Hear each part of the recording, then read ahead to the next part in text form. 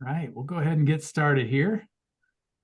My name's Brian Peck. I'm the Vice President of Sales and Marketing for Mazévo. Welcome to our September Mazévo Connect, where we're going to be talking about user security. Today for our presentation, Dean Evans, our CEO, is going to be presenting the material here today, and I know he's got a lot of good stuff lined up for everybody. I'm also joined here by Claire DeGroat, who's also on the sales team with me here at Mazévo, and I've got Joe Finley and Wendy Newland, who are our Mazévo consultants, who many of you know. And yeah, so it'll be the five of us on this call. If this is your first Mazévo Connect that you've been to, welcome. We're excited to have you here. The way these things usually work is that we will have our presentation here, and it usually goes for about 45 minutes or so. And then at the end of that, we'll have a Q&A session. However, as the presentation's going on, if you have questions, we definitely encourage you to go ahead and put them in the chat, in the Zoom chat feature there. Go ahead and do that just so we have them, and we'll try to answer them, as we're going through, or we'll answer them there at the end. If your question's a little more involved, you can save it for the end and just unmute yourself, and we'll do Q&A that way. But that's the way these things usually work out. And yeah, so with that said, I guess we'll go ahead and get started on unlocking the power of Mazévo user security here. So I'll go ahead and turn it over to Dean. Sounds very big, very big. Let me share a couple of my screens here.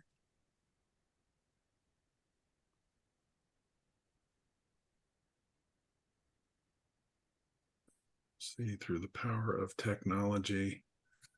Hopefully you see me in here, Brian, as an administrator. Okay, perfect. So I've logged in here on this particular browser as a global administrator. And so I'll say it here today over and over again. Be careful when you give people global administrator privileges. That's a lot of power. And if you're afraid of configuring security, that's what I want you to learn today in this little session.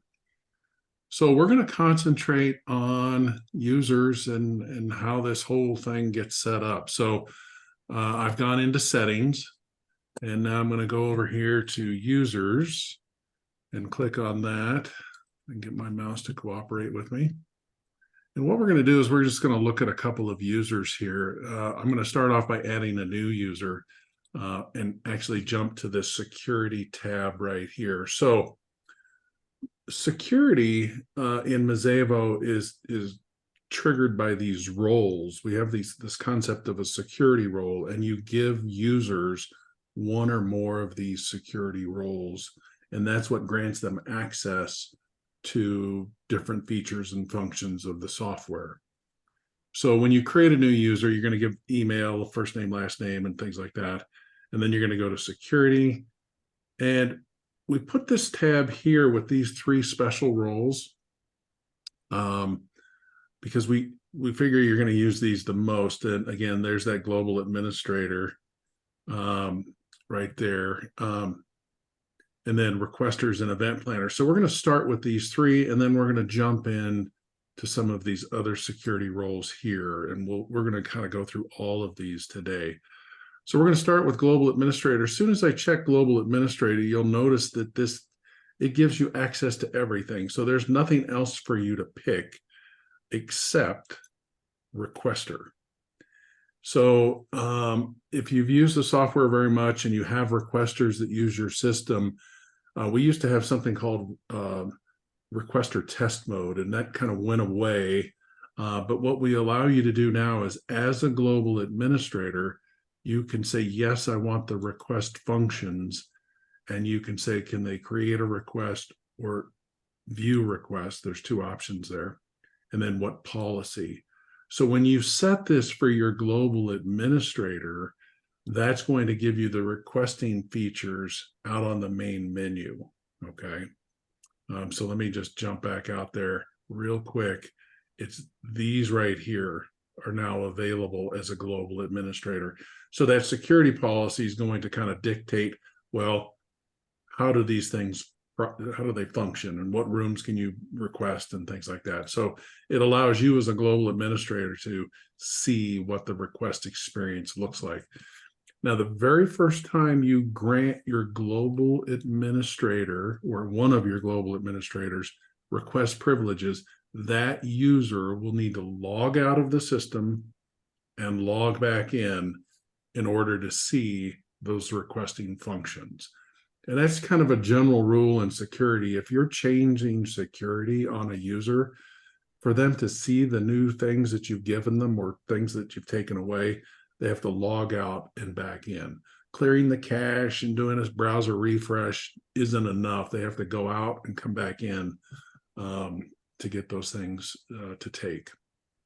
So I'm going to beat up on global administrators a little bit more, but what I want to kind of do is jump down here to requesters and event planners.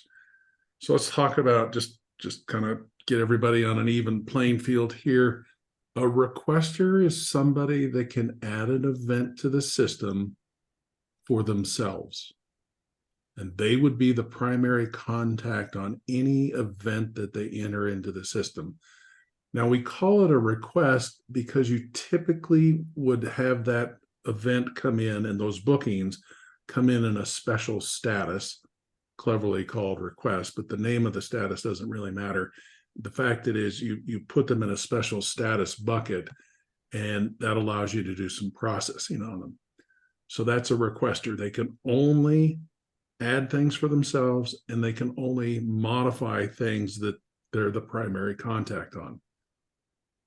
They would be able to see events that they're a secondary contact on or a billing contact, but they wouldn't necessarily be able to edit those. And there's also an option that says, hey, if I'm in the chess club and in basket weavers, I want to be able to see the events from all of those clubs that I'm in, regardless of whether I'm a contact on there or not. So that's a special setting that we would have to set for you. So when you check the requester, there's two kinds of requesters that you can create. One that can create new requests, and then one that can only view requests. So view is very safe. All they can see is things that you've put in with that they're the primary contact on. Now, this is a recent addition.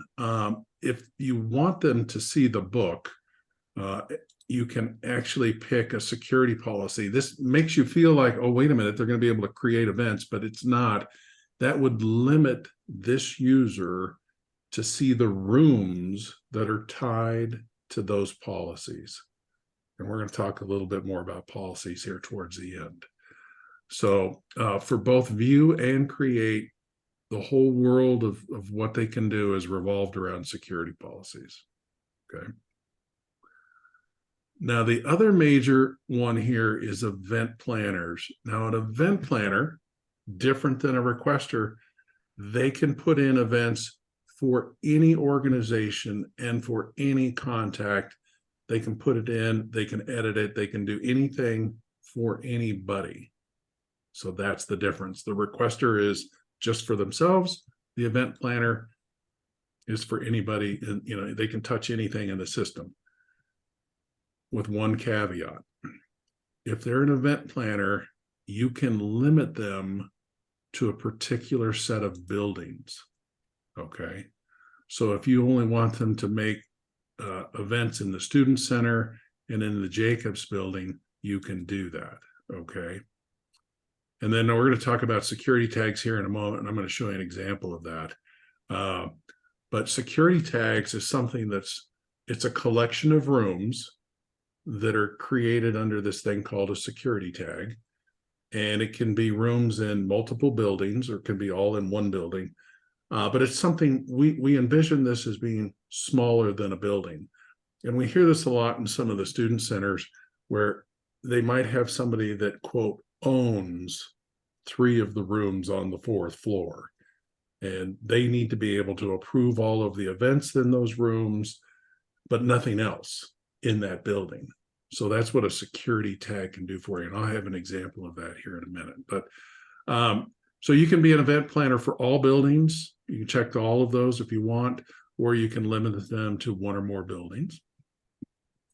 A lot of people get confused with this event coordinator. This is just, all this is a title. And if you're an event planner, you are able to, on every event that you create, you can pick the event coordinators that you want to have displayed on the confirmation. And that's all it really does, is like, who's in charge of this event, so that your customer can see that on the confirmation. You can also filter by this field in find events. So if you are an event coordinator, you can say, well, find all of my events that are tied to me. So this is really just a title. So this might be catering sales, right? That might be my titles, catering sales manager, something like that. So that's really what that's for. Now, as I said, these roles can be mixed and matched with any other role in the system here. So you can mix and match an event planner with requester. Well, why would you ever do that? Well, if I'm an event planner, and I'll just make this really simple, if I am in control of the student center, and that's my domain, is the student center, I might be a requester in all of the other spaces on campus. So you can actually mix and match a planner with a requester. Okay. Now, you do that because there's two different sets of spaces that they're actually requesting or they're actually managing. The managing part is the event planner. So, but the other thing you can do with this is you can tie those to some of these other security roles over here. So what I want to do is take a moment here, and I'm going to drag a couple of things in here. That's too many. Let me drag this over here. So I've got some screenshots here. So when you're looking at the main menu and you gave somebody the event planner that can create events, these are the only things that they would be able to access with that role. Everything here that's circled in red. Everything else would be invisible. They wouldn't have these other options.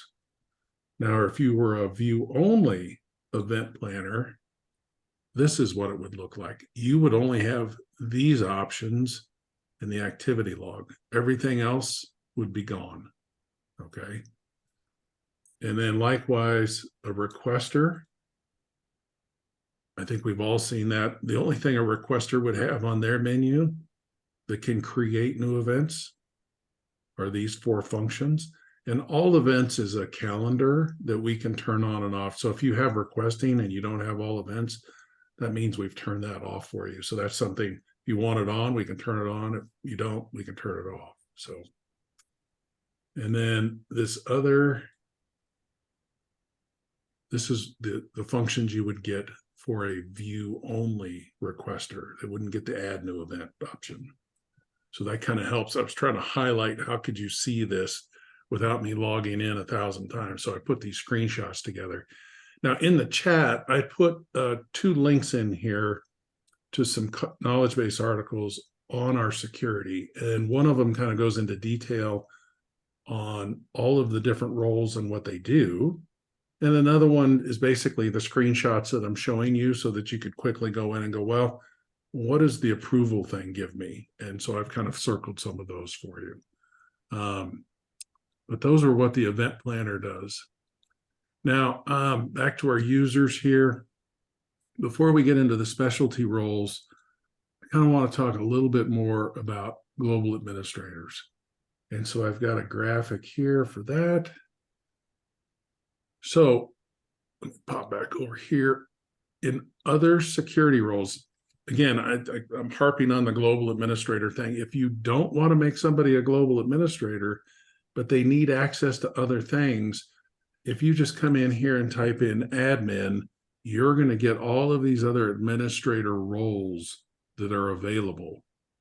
Quickest way to see what those do is right here on this visual graphic. So there's a role that's called facility administrator, and it would give you these functions right here. So again, instead of saying global administrator, if I gave you facility administrator only, you would be able to come into settings and touch these particular things right here. Event administrator is this group. Academic and administrator allows you to set those statuses. Services, the billing administrator. And if you actually, this one's a little odd. If you have the invoicing role, which says I can create invoices and find invoices, it also gives you the ability to come in and touch these departments. And then we have one called a calendar manager for people that have the public calendar stuff turned on. That would allow you to come in and create new calendars. So again, if you created a user with all of these turned on, you're pretty much a global administrator. The one that's really kind of dangerous is this last one down here, which is what the global administrator gets automatically. They get everything, is user administrators. So I can go in and I can add users and I can change users and do anything I want to their security, with one exception. I can't make them a global administrator, but I could give them anything else in the system. So that's my fear, is if you had a student worker that you gave global administrator rights to, or you weren't very careful about doling out these other administrative rights, they may be able to touch your security. And 99% of the time, it's not malicious, it's an accident. And again, they might have accidentally gone in here and tweaked something, and I was on the wrong user and I touched something, and Susie calls up and says, hey, I can't get to that thing. What happened? So most of security is to prevent the oops, in my opinion, right? Not necessarily the malicious thing. And again, with all of these, anything that you do in Mazévo, we track who changed it, when they changed it, and what they changed it from, and what they changed it to. So you're kind of, the audit history is all in there. So again, instead of doling out global administrators, you might be a little bit more selective and, well, what do I really want them to touch? Okay. So I think I'm going to get off my global administrator bandwagon now. I reserve the right to come back to it. So what I want to do now is show you a user that I've created. And let me show you what they look like right here. So on this other browser window, I'm going to log in as Dean Evans, and I'm an event planner that touches the student center. And I also have these security tags right here.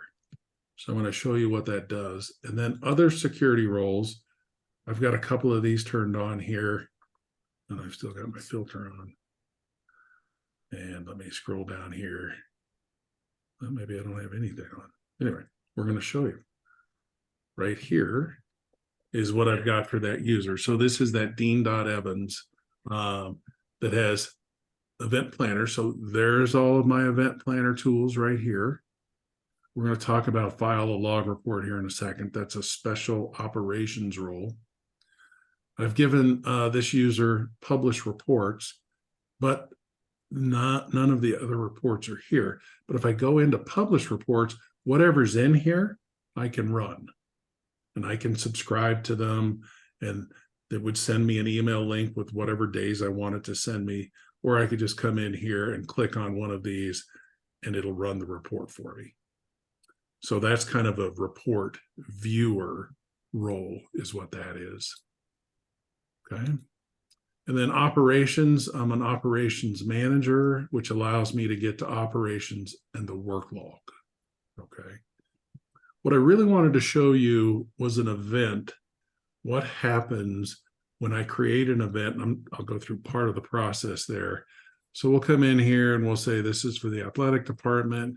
We're just going to pick a contact because the magic happens on this next screen here, 9 a.m. to 10 a.m. And we'll do this for tomorrow, next. And you'll notice it says the student center. But when I open that up, Donaldson Hall is here. Well, that tag that I've been describing, that has 2 rooms in the Donaldson Hall that I can reserve. But this tenant has several other buildings, but I can't see those rooms. So I cannot create new events in spaces that I don't have access to. Okay, so that's kind of how that plays out there. Now, let's say somebody that's got all the power in the world comes in and creates an event in the student center and something outside of the student center that this user that we're playing with here doesn't have access to. What happens then? So I've got an example of that here. Well, I did. So I'm going to show you how to do activity log. We'll come in here and find this event. I believe it's my Weaver's Luncheon. Come in here. So again, I'm this limited event planner that can work in the Student Center in Donaldson Hall. This particular event is in Kent Hall. But notice I can't do anything to it. I don't have my little checkbox here. So I can't make any changes to this booking. The only booking that I can change is in the Student Center. So what happens is, for spaces that I'm not an event planner in, I become a view-only event planner, which means I can't change it. Now, if I go and look at events here, we'll go look for all events today, and we'll go look at the athletic center. Now, my user doesn't have access to the athletic center. So when I click on this tennis practice, it does not open the event. It just shows me this little pop-up with more detail. Okay. Now, if I go down here, let's see if we can find one in Kent Hall. There's my Weaver's Luncheon, my Student Center. Any of these other ones that I click on, it's only going to do that little pop-up. Now, here's Baskets of South America in the Student Center. I have access to that entire building, so it's going to let me open that, and I can make changes to any of those bookings. Okay, so that's an event planner with limited access is kind of this weird morph between, hey, I can change anything, but only in the spaces that I have access to. So if you have somebody open up the event editor and it's like they can't make changes to it, they probably don't have access to that building or that room. Okay. So let me show you how you set up that event planner. So I'm going to come back over here and we're going to look at Dean.Evans one more time. We're going to go to security. So here's the building. So that's the student center. And now there's this thing called security tags, and it's Donaldson meeting rooms. Well, what's a security tag? This is relatively new. It's probably a month or two old. Security tags are right here. So I click on that and it takes me in here. So if I wanted to add one, this will just be my test. And then I pick the rooms that I want to put in this tag. I'm going to tag these together. So it's a collection of rooms in your system that you want to give special access to somebody for. These aren't used for reporting. So there's something called a room tag, but that's totally different than a security tag. Similar in concept, it's just a collection of rooms, but this is specific for security purposes only. So when we come down here, the way we did that Donaldson one is I check these two boxes right here, but you could check anything in any building. So you're creating a collection of rooms that you want to grant access to one or more people. And so that's what you're doing here. So we didn't have that for a long time. So I'll take a look at this Donaldson, and there's those two meeting rooms. So it's kind of another way to just limit access, a little bit more granular than the building level. Go back out here.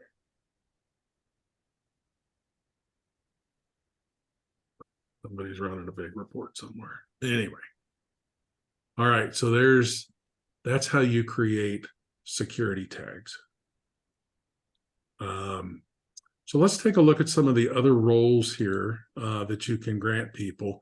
And again, some of that's going to be easier when I show you just what these are. So these are the things you get with the report publisher role. Notice that analytics are not here. There's a special set of roles. It's called reporting for analytics, and you can give them just these two reports here. Okay. And then if you're so anybody could get in there and run any report for any time frame if they have this report publisher role. Okay. Now, if you don't want to give them quite that much access and they don't understand filtering, you could actually set up reports for them and give them this published report role. So this is what an event report, it's called a report viewer role, would give them, just the access to the published reports. So invoicing, that's a role all by itself that you can grant somebody. So it would give them access to these two features here. If they were also an event planner, they don't have to be, but if they were an event planner, they could open up the event and create an invoice on that one particular event. But these two tools, they could create events for anything in the system. Okay. Operations, let me close a couple of these here. So operations is kind of broken into three separate roles. This review events role is separate. This allows people to, it's essentially the daily operations report electronically. So you could get to this on your phone or your iPad or just on your browser. And it would only let you see the events. You can't change anything. So you could see all of the services that are going to go into a particular booking and things like that. The next one up is this manage operations, which would give you the ability to assign the work, mark the whole booking is ready to go, and also let you run this work log. So that the difference, there's two operation roles here. There's the manage operations and then an operations worker role. And if you're an operations worker, you can't set your staff, you can't assign work to anybody. It's basically you can go in and perform the work and mark it as completed.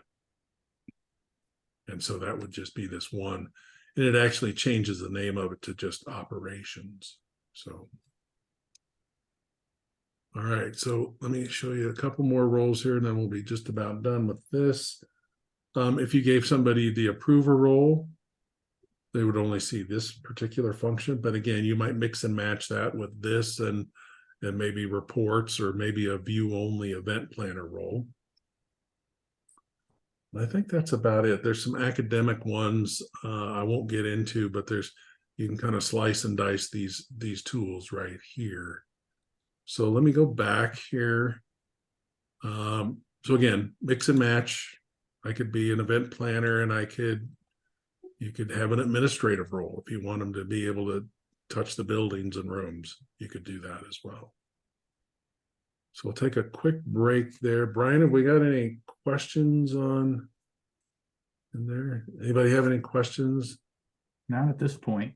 Okay. So in a few minutes, we're just going to open it up for questions, and we can go anywhere you want to go.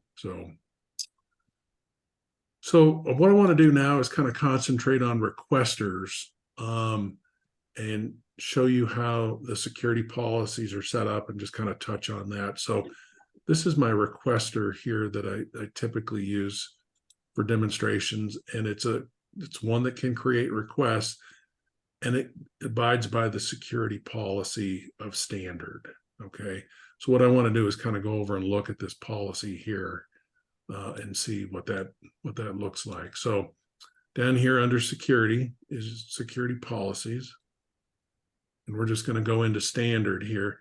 When I click on this word here, that's going to let you edit the policy name and any new request. This is kind of interesting. Any new request that's made via the standard policy, you can automatically send emails to this particular email here. So if it's a departmental email, something like that, you can do that here. And then you have some options here to limit and some other tools here. So you can limit the number of bookings that they can create per event. You can actually prompt them for a billing code and make sure it's required.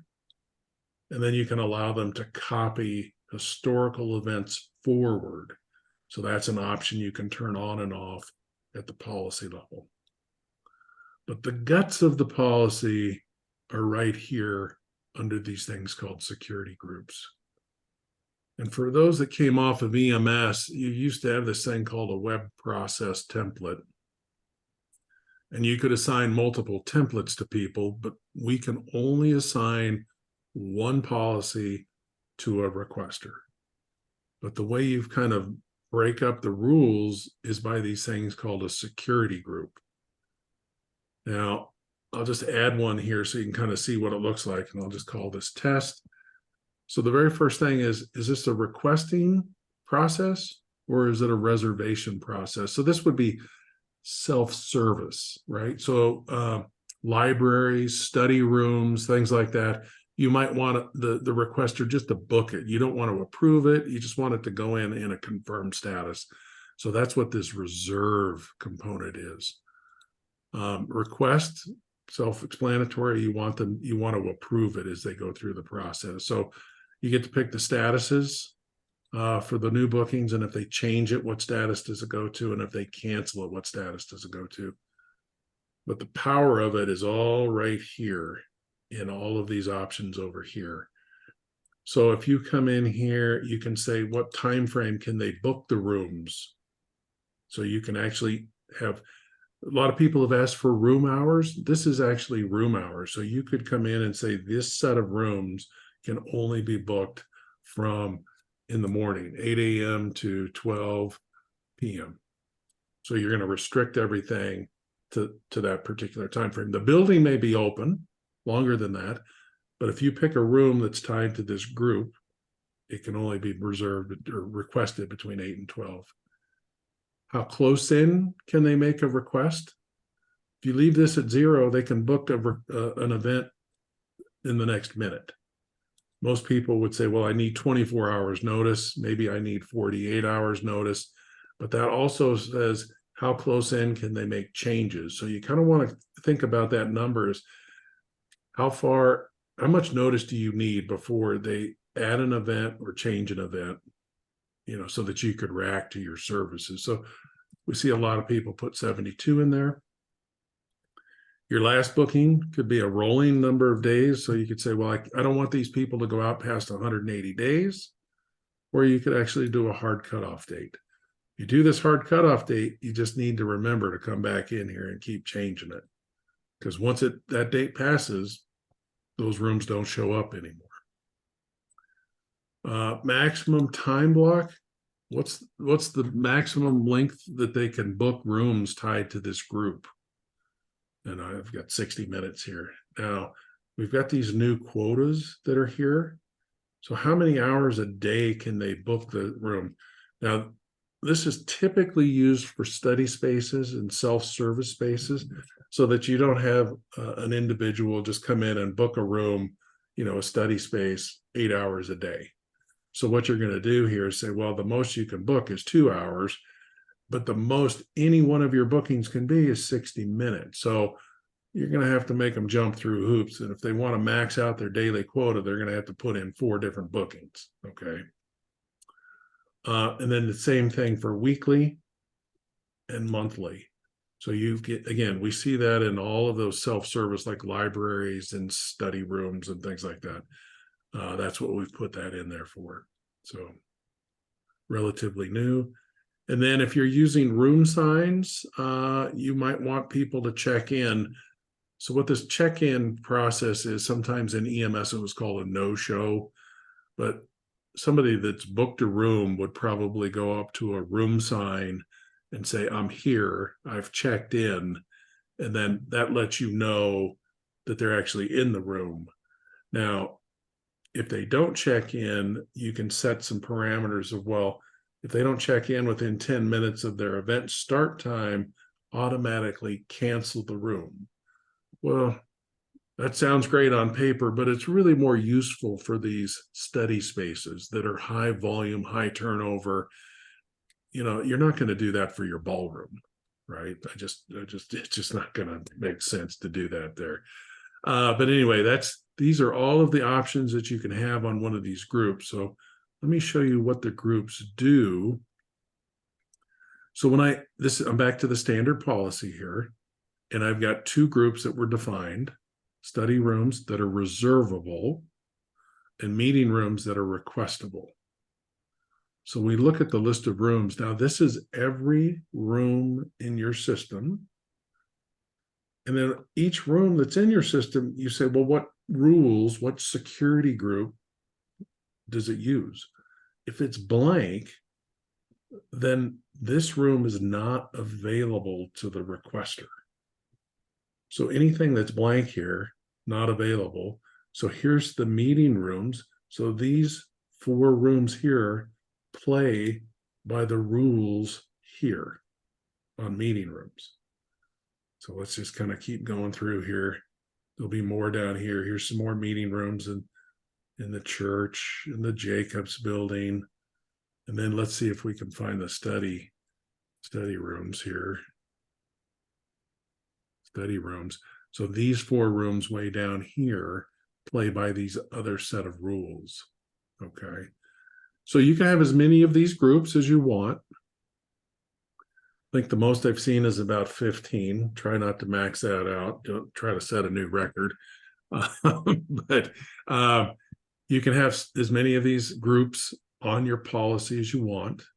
And that's just kind of how you control the different spaces that you're managing. So, and they could be by building, if the ball or if the student center plays by one set of rules, and some of the academic spaces that you could use play by another, it makes sense to set up 2 different groups there. Now, a user is tied to one of these security policies. So we kind of make it handy here for you to come over and see your users. So this is all of your requesters that you have defined in the system and what policy they are currently using. So if we wanted to change somebody, we can change it here. If I want to change BP Demo 2, I can select it, and I can either remove the security policy, which actually makes this user a view-only requester. They won't be able to make any changes or make any new events. Or I can switch their policy here and pick a different one. So you can actually manage that user policy from either the policies or back on that user screen that we originally started in. So I think that's it. I think I've hit just about anything. I'll open it up to Wendy and Joe. Is there anything I missed? Okay.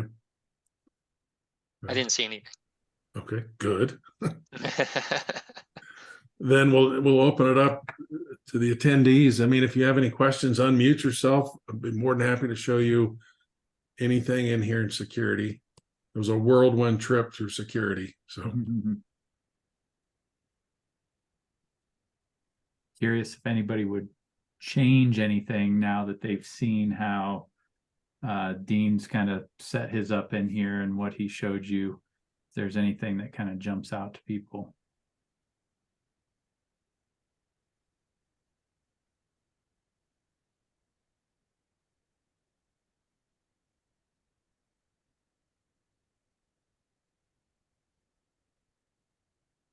right.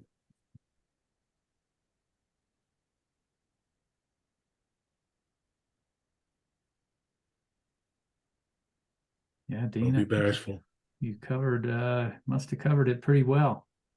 Well, okay, if nobody else will jump in here. All right, Edwin. Hi, guys. It's me. There we go. So the one thing that I really wish that users in our world, the students have their basic user policy, and that's for the reserve rooms, the study rooms, as you say. Yeah. But then they can identify themselves as part of a student group to actually request rooms.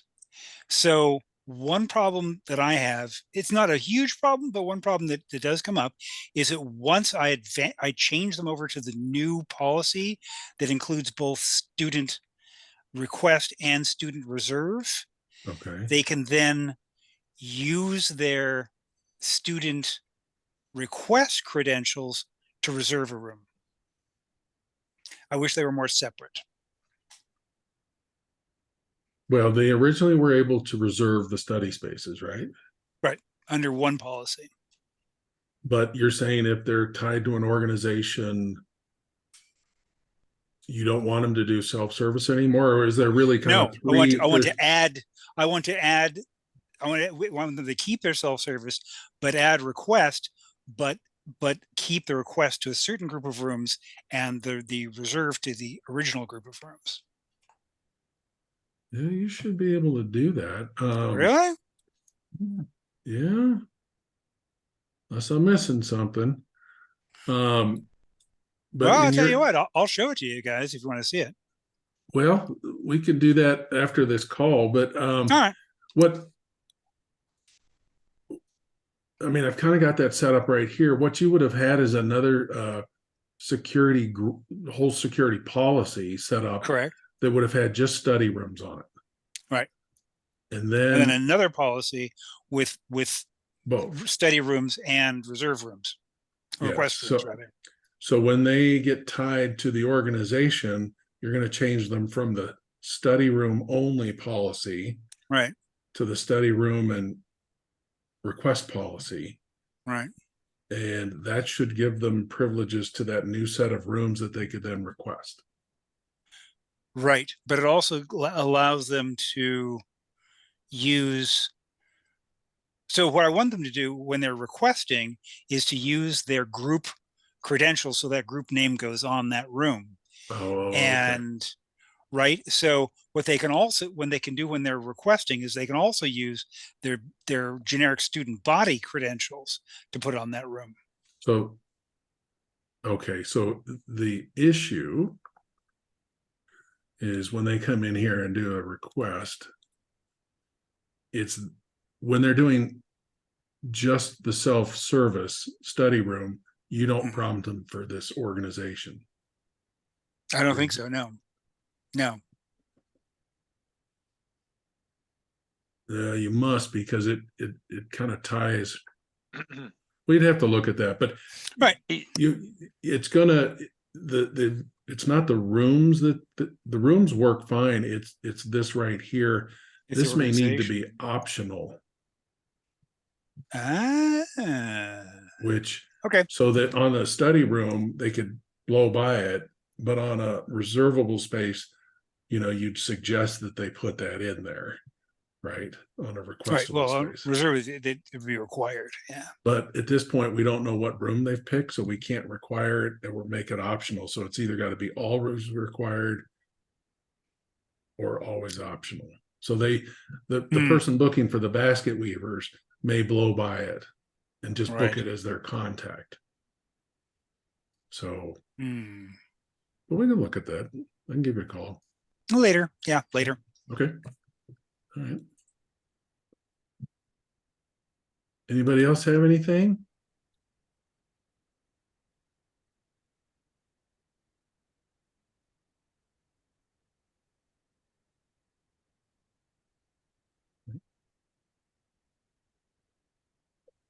All right, Brian, back to you.